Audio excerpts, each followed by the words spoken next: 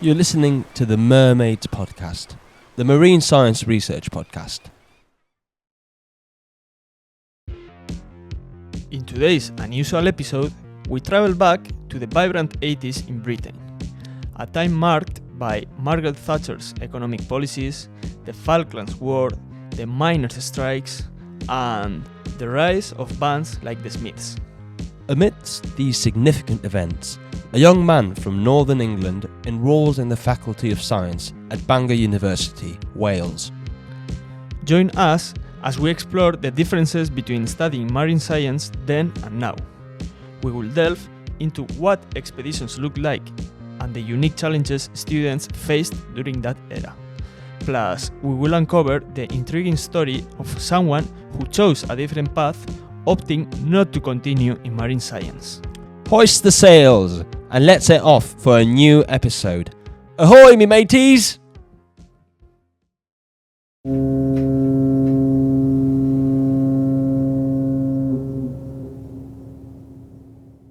Hello everyone and welcome to a new episode of MER-Mates.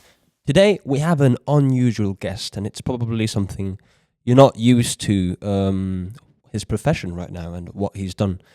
So who we have with us is a marine scientist. He got his Bachelor of Science in Botany and Marine Biology back in 1986 in Bangor, Wales, but he did not continue with the discipline of marine science. Instead, he formed another marine scientist, which is me. Today we have with us Russell York, who also happens to be my dad. Welcome. Ha, me hearties. Me mateys. Me mateys. Me mateys. There we are. It's nice to have us here with us. So we're gonna kick off. How are you feeling today? Today is good. I'm a little bit nervous about this recording because if we're going to talk about marine science, we are talking about what I will have to remember from approximately 40 years ago. Yeah. And if we're talking about other things, maybe my memory will be better. No, you shouldn't be too concerned because we are currently studying marine biology and we don't know much either. So it won't be a hard interview. Cool. So we would like to start from the very beginning, not so much regarding marine science, but science as a general. To my understanding, you were involved in an expedition back in the 80s in the UK. Can you tell us what this expedition was all about? Right. I think back in 1983, in the first summer of my university degree, which started in the October of 83, so it would be 84 in the summer. I was the scientific officer of a 3-person team representing our botany faculty, our biology faculty, in the Scientific Exploration Society, a club of the university, and we went off to the Jostendal Glacier in Norway, which then, I don't know about now, but then it was the largest permanent glacier in Europe. And we went up there to do a survey of the flora on if I remember correctly, the west and the east sides of the glacial approach. So that's what we did. We arrived up there in Norway. We were inexperienced. We didn't really have decent identification skills or identification books. And so what we did, what many scientists had to do, we had to photograph them, try to get the best Polaroid photograph we could, and we would give them our name, things like Starry Moss, because it looked like a star. We didn't know if it had 5 petals or 7 petals or 8 petals. It looked like a star. It was starry moss. It was an expedition. It was fun. It involved 3 weeks, maybe 4, in a tent halfway up the mountain, and as you know, in Norway, on the western side at least, it is constantly raining, and we were constantly wet. We went with a very low budget, typical. Basically, we paid it ourselves, and we got some sponsorship, £5 here, £10 there. And it was a great expedition, which, when that ended, we split up, and each one made that our trampoline into a summer hitchhiking holiday. Yeah, well, Russell, first of all, welcome, because I didn't thank you at the beginning. You have already mentioned that you were sampling plants and identifying, and now your son is doing something similar with phytoplankton. So I don't know if it's fate or it's in the DNA. Mm-hmm. But anyways, talking about those expeditions, and he has told me that you've done more. What was it like to travel back in those the 80s? Or Ooh, what an interesting question. Yes, it was different. Obviously, money wasn't digitalized. The idea of immediate banking everywhere didn't happen. We had to buy Norwegian money before we left in order to pay less commission in Norway. We also we went with a thing called traveller's checks, prepaid bank checks. Apart from that, obviously, internet as regards navigation and booking and etc., it all had to be done by post, because then telephone was extremely expensive. So we'd have to write letters to try and find information about local campsites and get local permission. And so that meant that everything had to be done so much more in advance. Travel guides existed, but this was even before, if I remember correctly, I think this was even before Lonely Planet started publishing travel guides. So basically it was more of an adventure. I had later, after the expedition, I hitchhiked around Scandinavia and then through Denmark and Belgium home. And I only had one road map, which showed, obviously I was hitchhiking, it showed the large roads and the national roads, and the rest was improvised, basically. Navigation was north, south, east and west, more or less, that was it. Was it different? I suppose because of my age, I can say that it was more adventurous then than it is now. I know that's not really true, because the adventure is always individual. I mean, if we go back to the Victorian times, it was more adventurous then. Does that mean more dangerous? In a way, but not necessarily. Adventure, danger, travel, it's all relative, isn't it really? So, yes, it was different. The problem that young people, or the difficulty that young people have these days, is with their mobile phones, they have no excuse but to stay in contact with their mum and dads. That doesn't apply to me, does it? No, it doesn't. You've got no excuse, but it doesn't apply, which is also good. interesting. So talking about your expeditions, those expeditions got you to introduce or get into the world of marine science. And how was that decision made? Where did you study and why? Okay. I wouldn't say that the expeditions got me interested in marine science. In a way, the opposite. I think my studies gave me the opportunities to be involved in expeditions. How did I start my studies? In a way, by accident. Culturally, I come from a working class background, and culturally, not many people in my area would have the opportunity to go to university, because culturally they were perhaps, by their families, their expectation was to get a job as soon as possible. Not necessarily get a good job, get a job. Given that, if somebody was identified as potentially academic, which was my case, then if you were, say, earmarked as university material, then the tendency would be to not study the arts or the social sciences, but the real sciences, because it was considered to be more serious, less artistic.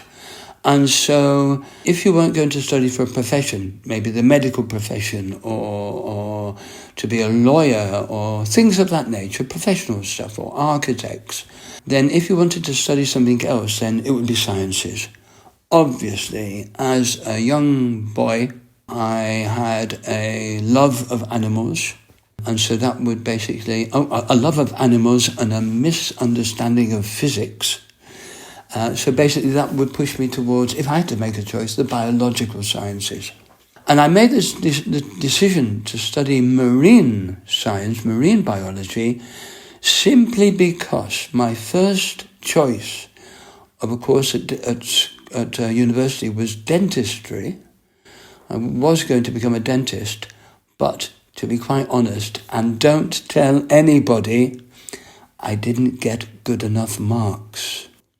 So suddenly it was a panic to get into a university course. And so, and everybody was helped with that panic because it was common. And so I went to the careers office of my sixth form college before university, and there I started to look at prospectus of universities. And I ended up going to Bangor University, which means I started looking alphabetically, and I looked at Aberdeen University, Aberystwyth University, and then I got to the B's, Bangor. I opened the prospectus, it said marine science. I thought, wow, that. I looked at some photographs of the area, which was tremendously beautiful, on the northwest coast of Wales, near Snowdonia National Park, just off the coast of Anglesey. Beautiful small town. And basically that panic and the circumstances allowed me to make a decision that I probably wouldn't have made otherwise. I can't imagine myself saying to my father, Dad, I'm going to study marine biology, because he would have said, what's that? Yeah? Is there a job in it? Yeah? And marine biology was associated, obviously, in those days, the famous naturalist and reporter Jacques Cousteau was on the TV in those days as a boy, and marine biology was considered to be very romantic and exotic in a way. So I basically chose one of the most fascinating subjects. I combined it with botany by chance, because where I studied marine biology had to be studied with something else, be it zoology or oceanography. I chose botany, and it was wonderful. I'm really glad I did it. In a way, I regret I stopped my studies after university, but it's, even from the beginning, I was amazed, even then, about how much we knew about the oceans. I remember in my first year, things like earth sciences or basic geology, how we would even know about the erosion patterns of waves. And what it was, they could. It was amazing about the density of the water, about the chemical composition, about the thermocline. It was all fascinating, and I was shocked about how big a subject it was. No, it's interesting how your career was formed by chance and because of the alphabetical order of a list back in a council. Absolutely. Instead of by natural passion, it doesn't always have to be like that. It can be accident. Yeah, I would love to. I would love to know how you both ended up doing your masters. complete accident too, to be honest. Mm. No, well, no, I had a bit of meditation behind it. Okay. I think I also had. What I didn't have was a second. And then neither did I. There you go. No second option. So we Right. got lucky. Great. So we want to know, you've already given us some insights about how it was to study back then. Like you told us that you were fascinated about how much you knew.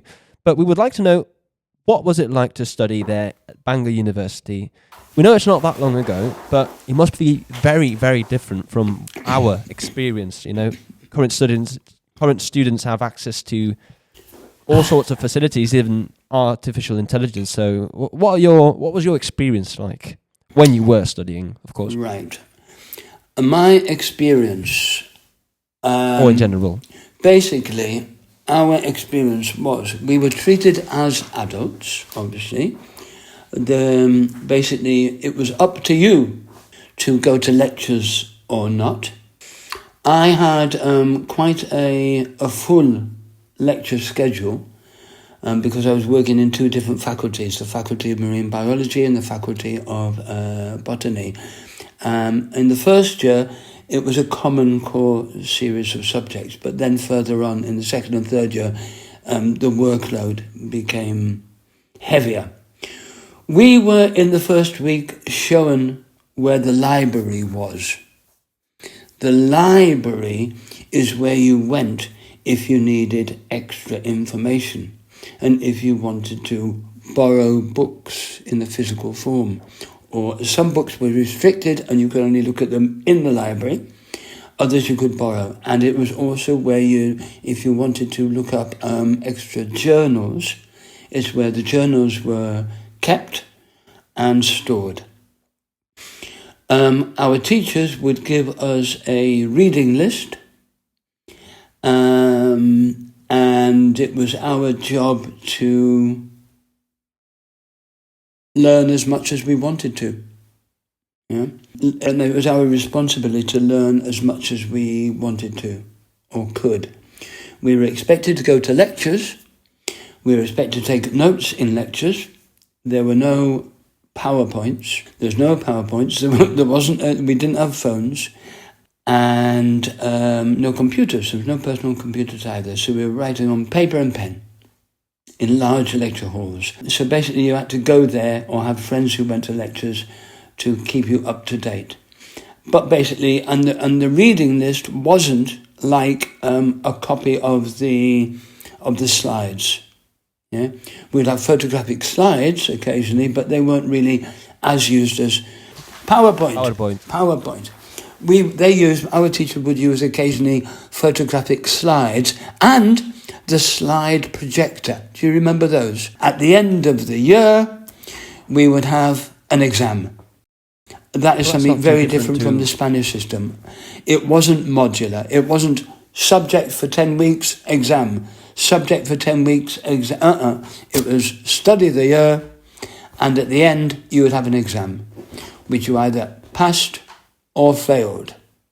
If you passed, you went into the next year. If you failed,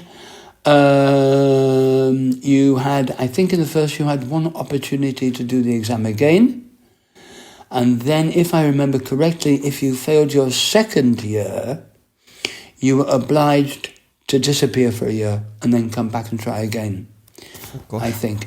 If you failed your third year final exams, you had wasted a year and you had no certificate at all.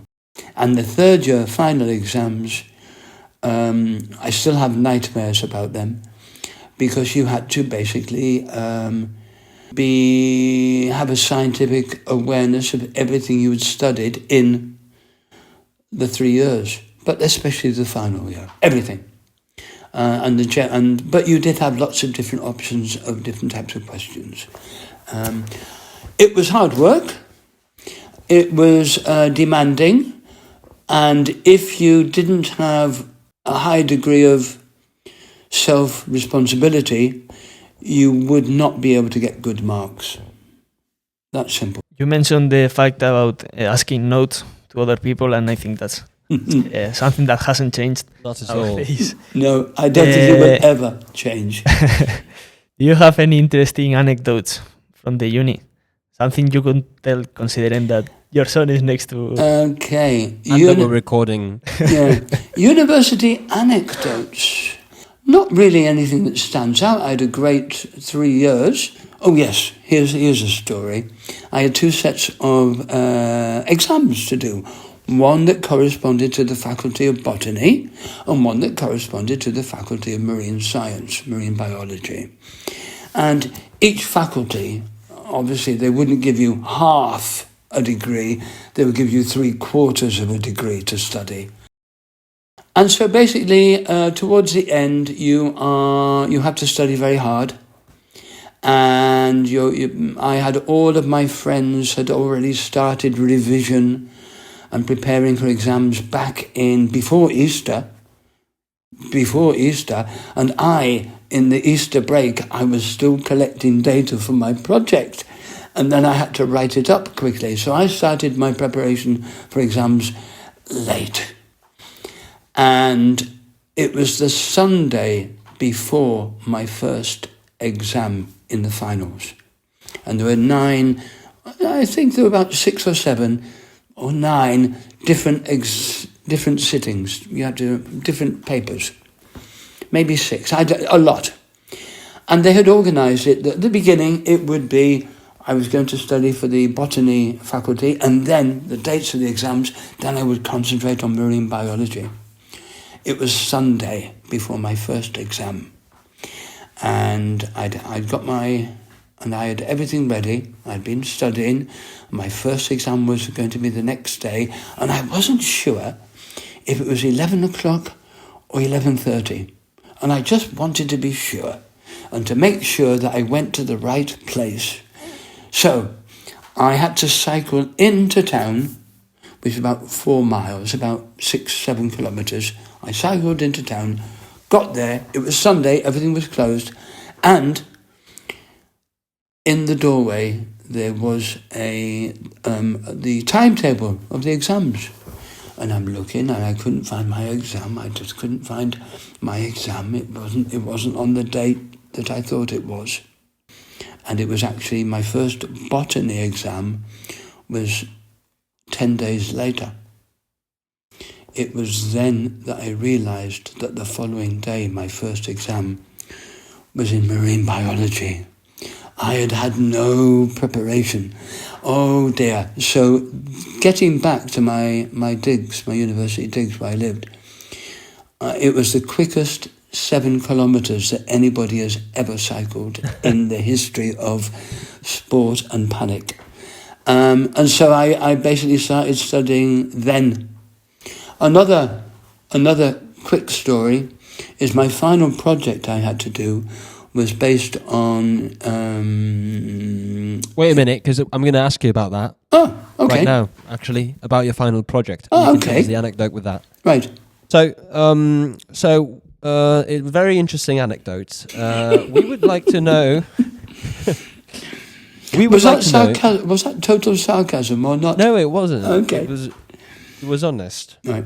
I mean, that hasn't happened to me because I'm more responsible. More or less. We would like to know all about your undergraduate dissertation or final project. Mm-hmm. What was it about, and what can you tell us about it? Okay. As in stories, and maybe another anecdote. Well, I have a copy of it here, look. Yeah. Well, don't read it to us because we don't have much time. Just give us a brief summary. First, I'd like to ask you a question, Sam. Have you read it yet? No, I haven't read it. Okay. Well, now's a good time that I'll inform you about it. Okay, it was all... Okay. Yep. My final undergraduate project was all about let me get this right, the prediction of biomass of Ascophyllum nodosum, a seaweed, using data, using reflective remote light data. Basically, it involved We had some type of, I suppose the word would be a spectrometer, which at about a metre above the surface of the standing crop of Ascophyllum nodosum, a brown seaweed. I'm not sure, still not sure. I think it's called bladderwrack, maybe, I don't know. Anyway, Ascophyllum nodosum. And we had this thing that would stand on a tripod about a metre and a half above this thing, above the standing biomass, and it would take data from reflection or refraction at different wavelengths that corresponded to the wavelengths that was coming from the pixels from the Landsat satellites. It was a way to see if it would be possible to find some type of calibration from local readings and distant satellite readings. And basically, very inconclusive, my conclusions, the conclusions were very conclusive. It was saying, according to this data now, and according to the size of a pixel from space then, we can't use it as a very good indicator to estimate biomass within the intertidal range. Reasons. It all depends on things like cloud cover, heat, sun, moisture, the reflection properties of the seaweed itself as it dried changed, and basically just far too many variables. Also, one of the difficulties, the biomass that we would calculate would be wet. We compared wet biomass and dry biomass as well, which involved getting data. We had to take the biomass, weigh it, wet, let it dry. That took time. Weigh it again, find those. It was basically, academically, it was a statistical study. It was getting data and processing it statistically. And they were insignificant as a predictive value. I think those are the terms. The first sentence of my project reads like this. I'll read it to you. It's only a sentence. Incident solar radiation penetrating the surface of leaves is strongly scattered, and that not absorbed by water or the pigment associated with photosynthesis emerges almost equally from both surfaces as reflected and transmitted radiation. Kipling, 1970. There we are. Brilliant. There we are. And then it says a little bit more. This study is an investigation of the applicability of such relationships in assessing the standing crop biomass of intertidal macroalga. There we are. Fantastic. Do you want another sentence or not? No more. I'll read it. And when I was first introduced to my head of my tutor for this, I had to go to the offices of the head of my marine biology department. He'd never given any classes to me. I didn't know who he was, but he'd been my tutor for about the year. I never went to any tutorials. So I turned up in his office, and the title of this study was basically offered to me. I said, yeah, fine, yeah, I said, I'm starting a bit late because I've had to do this and do this and do that. He said, right, I'll be off, yeah, what do I do? And then before I left the office, I said to him, oh, just one small thing. I said, this is third year marine biology and botany. I said to him, small thing, I said, what's Ascophyllum nodosum? And he said, and he had this big bay window looking out onto the Menai Straits, which is the body of water that passes between Anglesey and the North Wales. And he looked out where we had our marine lab. He said, you see all of that brown stuff? And it was the most dominant species. I said, yeah. He said, that. And I said, yeah, of course. Ascophyllum nodosum, of course. Yes. I'll be back next week with some ideas. That was the anecdote. So I embarrassed myself straight away. Well, further down the line, you decide to not continue with marine biology. I'm not sure if it's because you just were interested in other things or it was the horrible nightmares of the final exams, but we would like to know what was the decision behind that. Well, let me see. In order for me to be able to do a master's, I should, and get government money to pay for it, I would have had to get better marks, a better degree. I got what is called, what is I think still commonly called a 2-2, but you would need a 2-1 in order to get the opportunity to get government funding for tuition to do a master's. Plus the fact that I'd been chosen to go on a thing called Operation Raleigh, that would have meant an interruption in an academic year anyway. That was an opportunity which would have looked good on any young person's curriculum, and it would have combined, plus with the idea that then, when I was at university, a lot of my time was spent doing theatre and rowing, and it seemed to me that practical work was time-consuming, and I just didn't really feel like being in a laboratory. Now I know, because a friend of mine said a number of years ago, who stayed with marine biology all his life, he said to me, the adventure is in the laboratory, which I think is a really fantastic thing to say. But when I was younger, I had a different idea. I wanted to travel. Nowadays, with science, if you want to, you can have an adventure that could include travel. And it's certainly an academic adventure. But the idea of the adventure is in the lab. Yeah, it's interesting. So basically, I was distracted by other opportunities, and I was programmed to go to New Zealand anyway that following December. So I spent, after graduating, I spent a summer doing theatre, and then in December I went off to New Zealand on Operation Raleigh. Again, that was like a youth adventure thing, quite prestigious in its day. When I got back, then it was suddenly, I got back, that would be April, May or June the following year.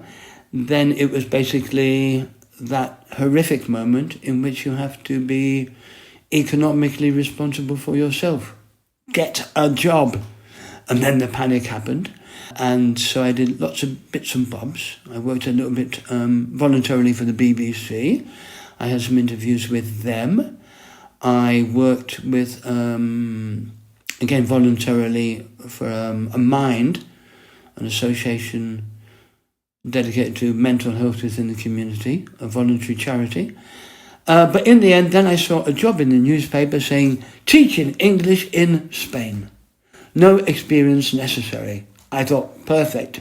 Travel, not too far away from Mum, so she would be horrified. And Spanish, I always thought, would be an ideal language to add to a marine biology botany curriculum. We're talking about the fisheries of Peru, conservation work in the Amazon, etc. It would be a useful language, I thought. I went to Madrid, started teaching English, and in a year met my son's mother. End of story, or beginning of new chapter.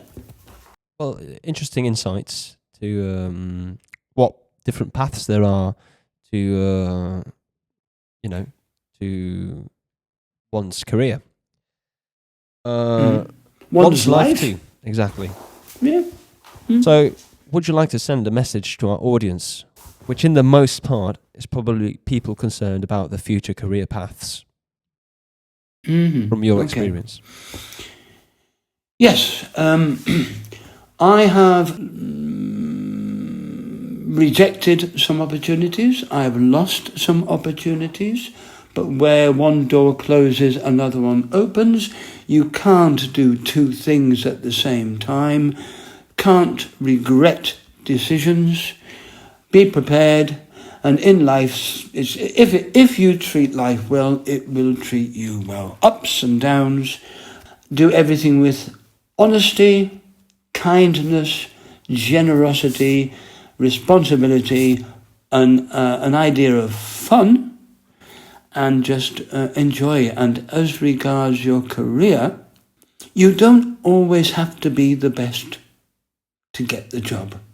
All you have to be is the best person at the right time. Yeah? There's lots of people who need other people to do things, be that investigation, be that teaching, be that driving a boat. Yeah?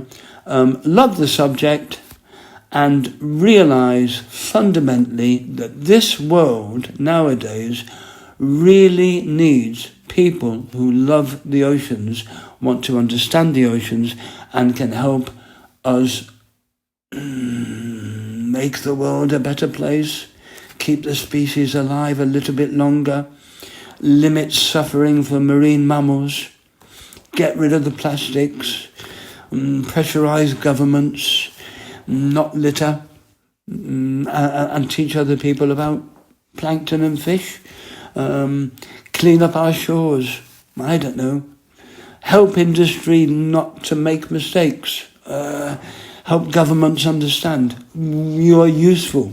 It's a wonderful subject. But if you want to do something else, do that as well. Follow your passion. There you go. Beautiful.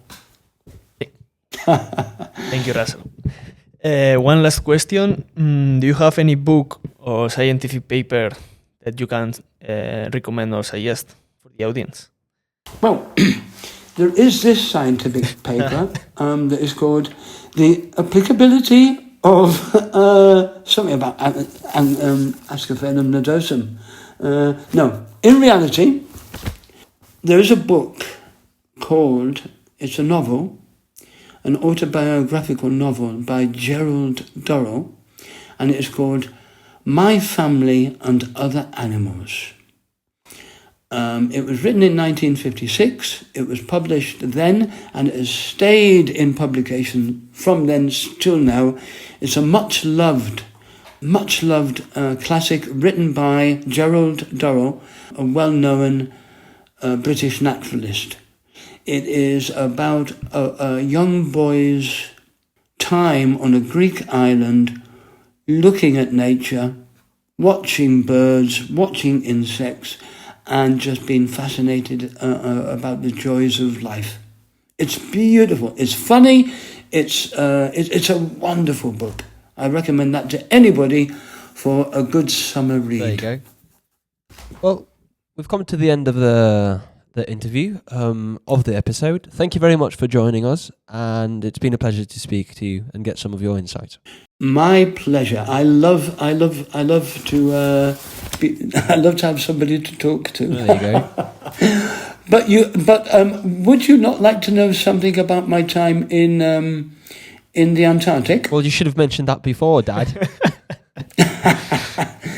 I was looking up Professor Fogg, okay, who is the guy, after my project, he said, would you like to come and study the contamination of heavy metals on the alga, on the surface of the Antarctic? Prof. Fogg, at the time I was going to New Zealand and I didn't really pay much attention. I didn't want to go to the Antarctic for 3 years. I now realise it would be 6 months, 6 months off, 6 months, 6 months off. But I looked up Professor Fogg this morning again. He died in 2006, I think. He was the man. Yeah, there's even the biological university building in the University of London named after him, the Professor Fogg building. He has got a plateau in Antarctic named after him, the Fogg Plateau. This guy was a star, and he invited me to go to the British Antarctic Survey. Yeah, and it's something I didn't do, but I'm glad I didn't go because too cold. My life has taken a different course, and you're one of the results of it. I won't put that in the interview. Yeah, well, it's been lovely chatting to you both. The podcast, good luck with that. And aha, me mateys.